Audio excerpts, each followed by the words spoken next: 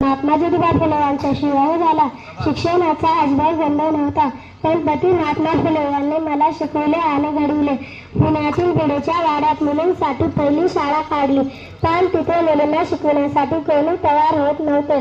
ज्योतिबांनी खूप कष्ट घेऊन मला शिकवले आणि मलाही शिकायची हौस होती. मला शिकावे वाटले आणि देशाला तुझा अभिमान, माय सावित्री तू महान. देशाला तुझा अभिमान, सुरू केली मुलींची शाळा. फुलविला तू क्रांतीचा माळा. स्त्रियांना कधीच नव्हता शिक्षणाचा अधिकार. चूल आणि मूल. सातारा जिल्ह्यातील नायगाव या ठिकाणी झाला. ज्योतिरावासोबत माझा विवाह झाला. अवघ्या 9व्या वर्षी त्यांनी मला प्रथम लेणी वाचणे शिकले व नंतर आम्ही पुण्यातील भेडेवाडा इथे मुलींसाठी 1848 साली मुलींसाठी. तू होतीस म्हणून माझ्या जीवनाला अर्थ आला.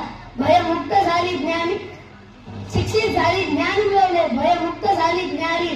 तू पाया जगाचा तुझवरी उभी दुनिया सारी. बेटा बेटी समान सारे हा कायदा तू केलास. तू होतीस म्हणून माझ्या जीवनाला अर्थ आला.